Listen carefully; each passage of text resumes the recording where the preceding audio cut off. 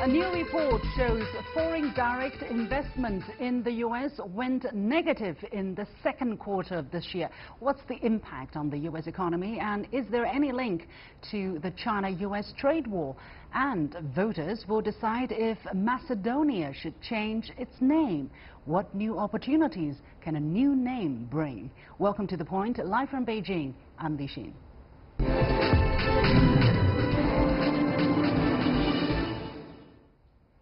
We are months deep into the China-U.S. trade friction. It's very hard to assess how the mutual tariffs have influenced the world's two largest economies. But looking at macroeconomic data offers us some perspective, hopefully. Fresh data from the U.S. presents a mixed picture. Revised second quarter data on Thursday showed GDP posted a 4.2% annualized expansion, the fastest since 2014. Wages growth is also picking up, and unemployment is at a low of 3.9%. However, the trade in goods deficit unexpectedly grew in August to a monthly high of $75.8 billion, the widest in 6 months, and close to a record as exports of food, industrial supplies and autos declined. Meanwhile, foreign direct investment in the U.S. went negative in the second quarter, even though analysts believe it should be rising as a result of tax cuts and the stronger domestic economy. So what forces are pulling these numbers in different directions? Are they likely to converge in the near future? My guests are Ross Feingold, Senior Advisor of the DC International Advisory, joining us from Taipei. Joining us from Geneva, Switzerland is Wallace Chen, Country Director for China with the think tank International Center for Trade and Sustainable Development, or ICTSD. Gentlemen, welcome to the program. Before we start, let's first take a look at some figures, exactly how much the foreign direct investment into the United States have been fluctuating. As we can tell, that FDI in the U.S. in the first quarter of 2018 was $63.7 billion. That is the last green column there on the right side of the screen, and then the one right next to it. In the second quarter, it was registered negative at $8.2 billion, or this is what is being called a divestment. So let me go to Taipei. Mr. Feingold, do you think this divestment is something the U.S. should be concerned about? Is this just part of a normal fluctuation?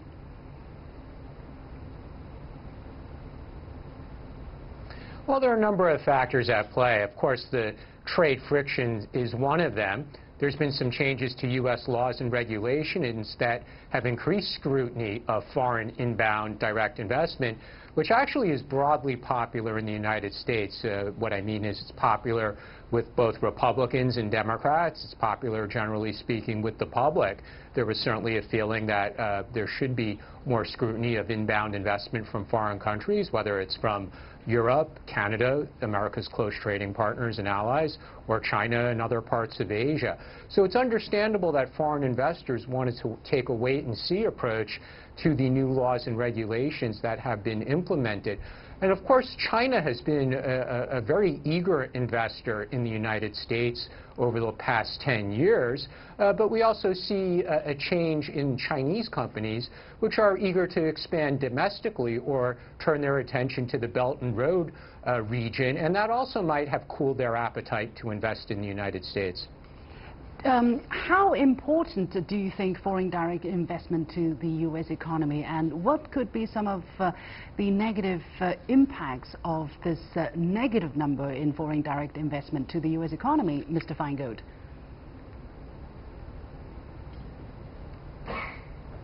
Well, what we've seen over the past decades is very often foreign investors come into industries, or they take over companies that may have been faltering for various reasons.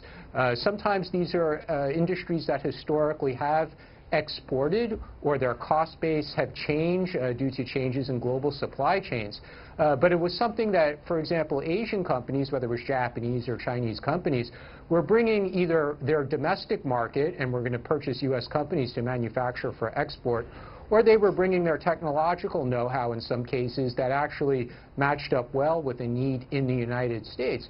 So certainly in past decades, there's been, although sometimes a backlash, economists and labor unions, generally speaking, have come to look positively on foreign investment.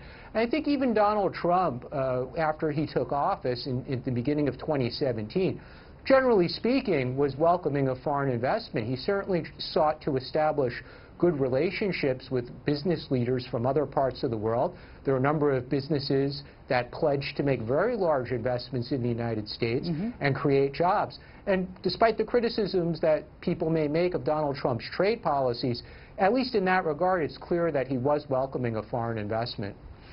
Well, why the numbers are dropping so much?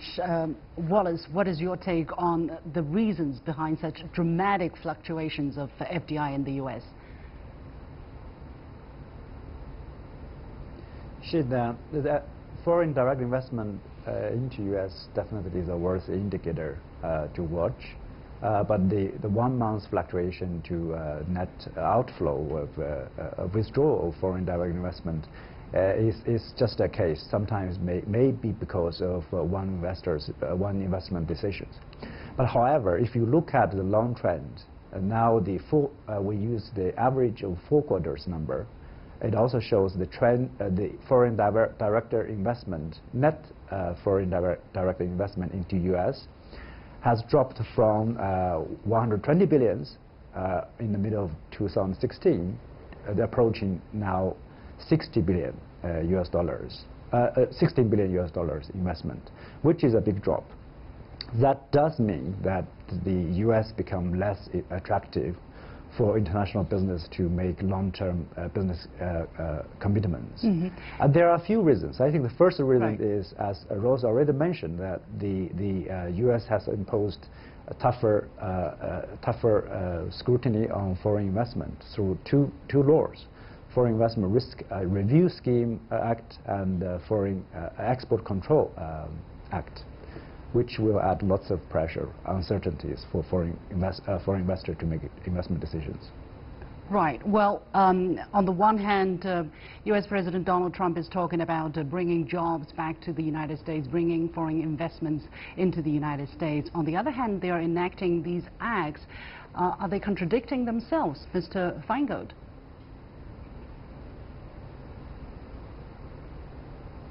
Well, it would be a fair criticism to say, on the one hand, President Trump is increasing tariffs, but on the other hand, he's welcoming or attempting to bring in more foreign investment. But we have to look at why President Trump has implemented these increased tariffs on goods imports from many parts of the world into the United States. And that has to do with the challenges U.S. companies face in entering those markets. Fairly or unfairly, but there's certainly a perception in the United States and President Trump and his advisors that U.S. companies don't have equal or reciprocal access to foreign markets. President Trump is not against trade. He's certainly encouraging U.S. companies to sell their goods overseas. Yeah, please allow me to interrupt here, Mr. Feingold. According to the latest survey by American Chamber of Commerce in China, either in all of China or regionally, American businesses are being hurt by President Trump's tariffs policy. So again, is President Trump contradicting himself with what he says he wants to achieve and what he is doing?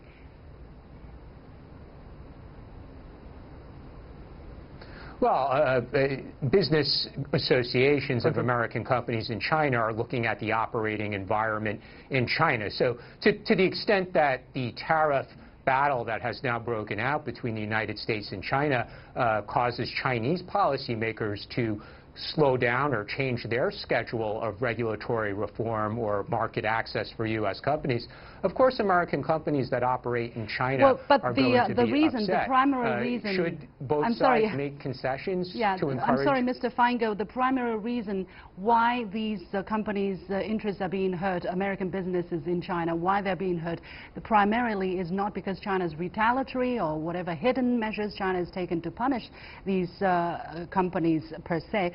is more because of the U.S. tariffs that the U.S. decision to impose tariffs here.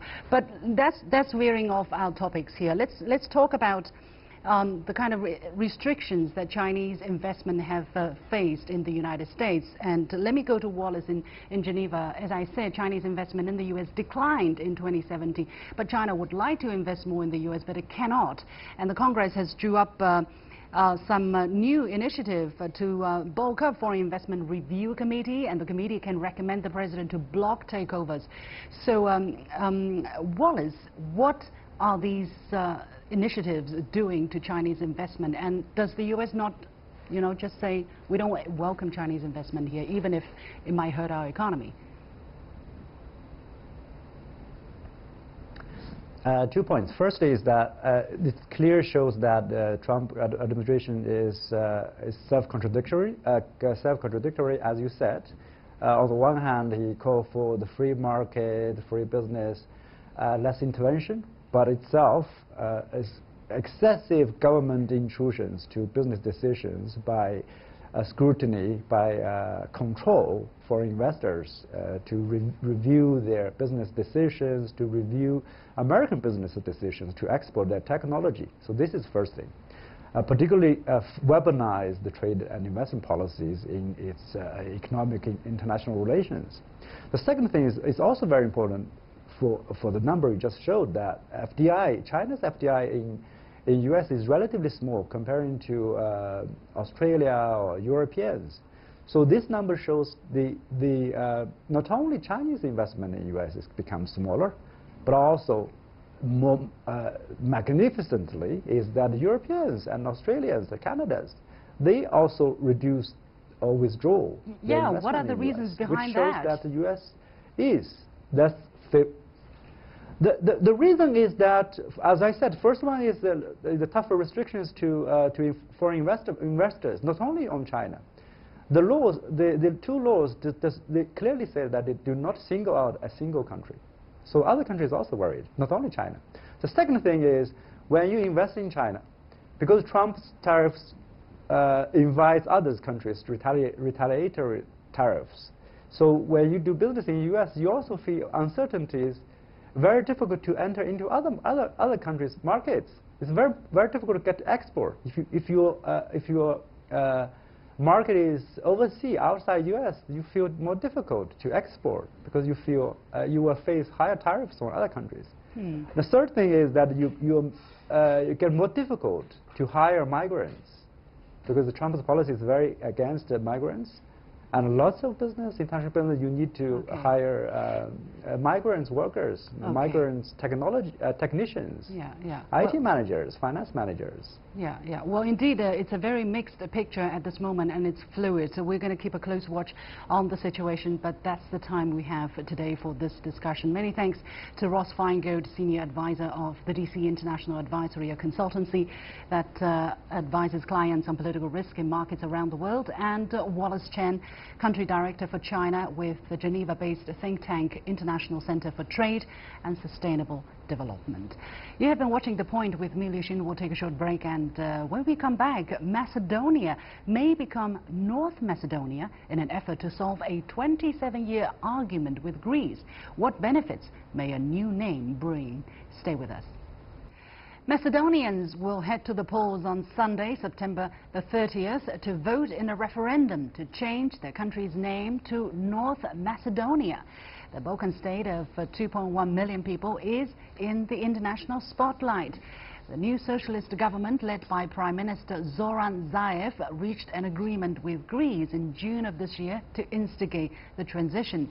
The name dispute dates back to 1991, when Macedonia separated from Yugoslavia and declared independence under the name the Republic of Macedonia. Greece says the name Macedonia implies territorial claims on the northern Greek region with the same name, an argument that led Greece to veto Macedonia's bid to join NATO and the European Union. Membership in these organizations could significantly boost Macedonia's feeble economy.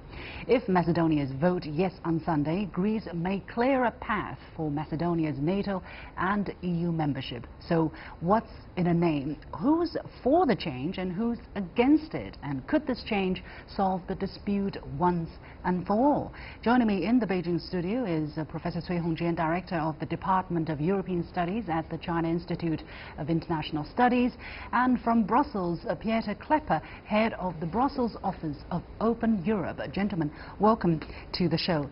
Now, Professor Cui, Greece has pressured Macedonia to use the name former Yugoslav Republic of Macedonia, or FYROM, at the United Nations. Athens also vetoed Macedonia's attempt to join the NATO in 2008 and has blocked its EU membership ambitions.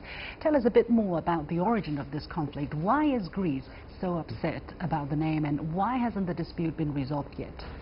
So yes, I think that the reason why Greece always try to change the name of Macedonia from maybe two major reasons. One of them maybe a kind of historic, pride. As we know, Macedonia, it's a very, very special means in the history of Greece. It's a part of the ancient Greek history. Another, I think, maybe a more practical reason is, as we know, now in Greece, there is also a provincial region with the name of Macedonia. And also at the same time, in Macedonia, still there is a kind of pan-Macedonia movement. So I think for Greek government and for Greek people, to insist the name of Macedonia means that a threat to the integration of Greece. Because once there are some Macedonia near to the border of the Greece country, so that which means that perhaps it will give some big trouble to the integration for Greece. Well, as I mentioned, this name dispute dates back almost 30 years. What has made Greece change its mind most recently? Professor Cui, still to you. Yes.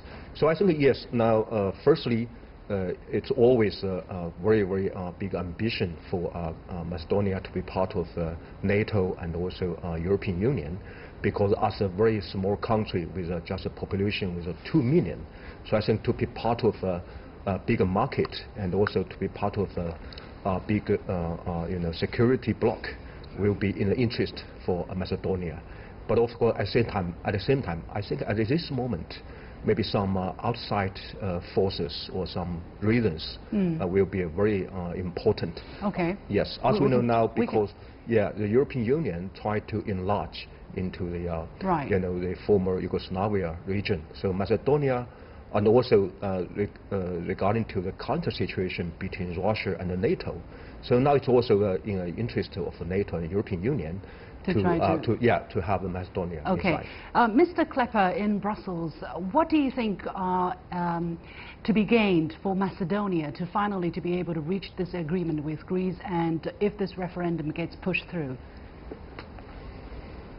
Well, the whole purpose of Macedonia is, of course, to try to join the European Union and NATO, and that is also why the Macedonians are not asked to directly give their response to the name, but they are asked whether they agree with the agreement between the Macedonian leader and the Greek Prime Minister, which indeed then also is followed by the question if they want to join the European Union and NATO. Now, it's quite likely that a majority of people who go out to vote will say yes, but the real question is if the 50% threshold will be met. Some estimates say that 57% of the Macedonians are planning to go out to vote, so it's very close.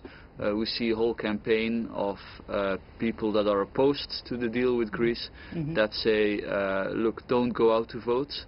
But I think it's going to be relatively close. And even if people will vote to vote in favor, and if the threshold of sufficient number of people coming out to vote is met, even then it's not certain that the agreement will pass, because you need a 2/3 majority in Parliament. The government hopes that a valid referendum would help them secure that 2/3 majority. Okay, so we're only looking at one block in a whole chain, not yet a decisive one, probably. You also mentioned the opposition. By the way, the footage we were seeing were the scene of this when this agreement was reached between Greece and Macedonia to instigate that transition. You talked about opposition to the agreement. We know that Macedonia's president George Ivanov has even called for voters to boycott, and he said that the country was being asked to commit historical suicide. What is the rationale behind the people who are against it and who are calling for boycott of this vote, Mr. Klepper? Well, many people are of course not happy that the name of their country had to change on request of a neighboring country, and many people are not happy that this name issue has been linked by EU membership and NATO membership. But deep down, I think you also have some people that are more keen on being in the Russian camp, so to speak. Although Russia has, let's say, more limited influence in Macedonia than it has in other Balkan countries, this is quite a concern. And the US have accused Russia of sort of instigating a campaign designed to tell voters not to go out to vote. Yeah. Well, what would it mean, Professor Cui, what would it mean if indeed it turned out to be a no result, or it turned out that the voter turnout was not enough to meet the 50% threshold? Are we going to go back to the status quo? Will there be any second try? Yeah, I think, yes, once there are some result of a vote say no to this issue of changing name, I think for Macedonia, maybe it has to, stop for a while and to wait for another, window of opportunity. But frankly, I think it's difficult for Macedonia once at this moment to refuse the issue of changing name, because also, now still there are some competitions between those candidate states. Not only for the membership of NATO and also for European Union. So once this time Macedonia said no to this solution, I think it will take some more time for Macedonia to reach the goal, become a member of the NATO and the European Union. Yeah, well, some background information here. Macedonia first applied for EU membership in 2004 and has been a candidate since 2005, but only started preparatory work for accession negotiations after the June agreement that we mentioned. So, Mr. Klepper, how important it is for Macedonia to be an EU member, and technically, does it automatically make it easier for Macedonia to become a NATO member as well? Well, both sides are not related. For example, Montenegro, another country in the Balkan, is a member of NATO, but it is not a member of the European Union. So I do think Macedonia does stand a chance to become a member of the EU and NATO. But it will take some time, and indeed a positive referendum result with a, let's say, a sufficient turnout, that would definitely be a great step in that direction. Now, in the European Union, many people say that enlargement has happened too quickly, and that is why EU leaders have been very wary and to cite a date for the next round of enlargement. Amongst others, Serbia is keen to enter. I expect that that this will take maybe another 10 years, but as opposed to Turkey, I think Europeans are open to welcoming the Balkan countries Professor Cui, into the EU. Yeah, let me just get Professor Cui's insight on the same question very briefly. What is your take here? Yes, I think now for Macedonia and also for European Union, for NATO. So indeed, also that once Macedonia want to be part of the both two blocks, it's not only, I mean, good for itself and also to a large degree, and it's also will be helpful for this regional stability. But of course, now I think that for Macedonia, some other Baltic states, they still face some big problem with how could they be part of it and with a smooth change, because so far still a lot of problem inside the European Union and NATO. Sure. Now, we mentioned that the U.S. and European officials have accused Russia of interfering against the name change, as Macedonia's NATO accession could be seen as more threat to Russia. Prime Minister Zaev said, "We understand the position of Russia, but all our friends should know there is no alternative for us." Professor Tsui, what's Russia's interest in here? Does it mean that it will be more threat to Russia here? Does it give Russia a reason to interfere here? Yeah, I think that firstly, still there are very big concern from Russia to this region and also to Macedonia because of the kind of demographic links. Also, both of them are Slavs. And also at the same time, always, I think, for Western countries, for European Union, for NATO, they regarded always Russia as a threat. So this kind of relations between Russia and Macedonia and between Russia and the Baltic states, part of them is from some very substantial links, cultural and demographic. But I think on the other hand, it's also kind of story always speaked out by Western countries. So, do we know who is doing, whether Russia is doing it or whether Russia is not doing it? Would you ever get an answer to that, very briefly? Professor Tsui. Yes.